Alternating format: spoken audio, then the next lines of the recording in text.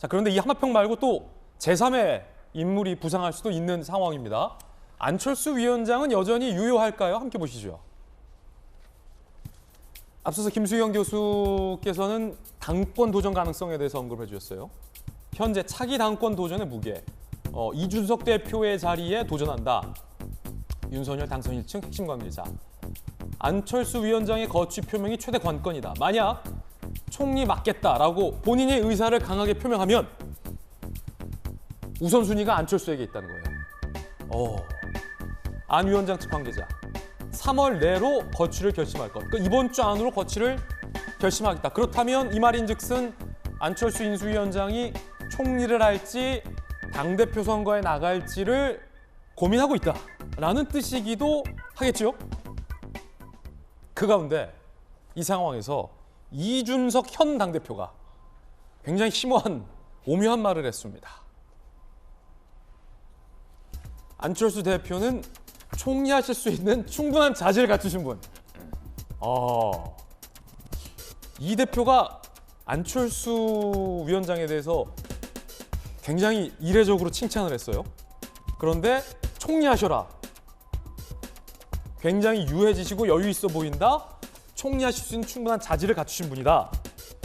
사실은 이준석 대표랑 안철수 위원장은 서울시장 선거 때부터 굉장한 악연이 있고 이번 대선에서도 단일화를 이 대표가 끝까지 반대했었기 때문에 굉장히 이례적인 평가인데 김병민 대표님 네. 어떻게 보십니까? 혹시 이 대표가 어쨌든 안철수 대표가 당대표에 도전할 수도 있는 거니까 총리를 추천했다. 뭐 이런 관측도 있던데. 만약 이준석 대표가 저 방송에서의 발언으로 보이는데요. 안철수 대표, 안철수 위원장에 대한 총리 행보에 대해서 다소 부정적인 인식의 발언을 쏟아냈다면 오히려 언론의 평가라든지 굉장히 정치적으로 오해를 살 수 있을 법한 내용들이 상당히 쏟아졌을 겁니다. 이준석 대표 입장에서 지금 고민해야 되는 건 내각에 관한 건 어차피 당선인의 몫이지 않습니까? 예. 근데 이준석 대표가 해야 되는 중요한 숙제가 하나 남아 있는데요. 그게 대통령 선거가 끝나고 난 다음 국민의당과 합당 문제를 조속히 마무리 짓겠다 이렇게 얘기했습니다. 그럼 지금 국민의당과의 합당 문제를 최종적으로 정리해야 되는 무거운 책임을 지고 있는 게 국민의힘의 당대표인 이준석 대표거든요.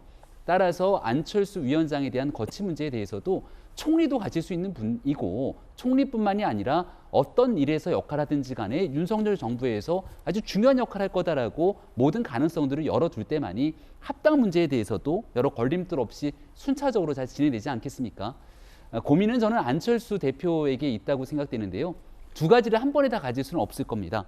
내각에 들어가서 본인이 경험하지 못했던 행정부의 경험들을 쌓아나가는 것도 굉장히 중요한 일일 텐데 또 막상 그렇게 되면 지방선거를 지나가고 그 이후에 있게 되는 중요한 총선을 앞두고 있는 정치 행보 속에서 배제될 수도 있기 때문에 어디에서 어떤 역할을 하게 되는 것이 본인의 정치 행보에 가장 도움이 될까에 대한 아주 중요한 고민의 시기를 지내고 있지 않을까 싶은데 거기에 더불어서 인수위원장까지 맡고 있으니까 두 가지에 대해서 여러 가지 복합적인 고민들을 함께 하고 있는 시기지 않을까 싶습니다. 일단 지금 뭐 분위기상으로 뭐 경기지사 선거에 도전한다라는 가능성은 조금 쑥 들어간 분위기예요. 뭐 아직은 뭐 단정할 수 없습니다.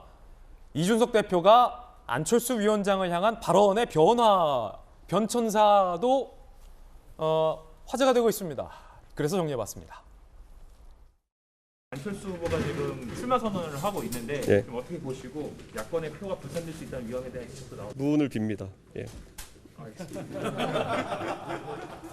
저는 안철수 대표를요 조롱할 수 있습니다. 정치인들 간은 상호 조롱하거든요. 저는요 제가 안철수 대표에 대해서는요 정치인으로서 무슨 말이나 할 수 있어요.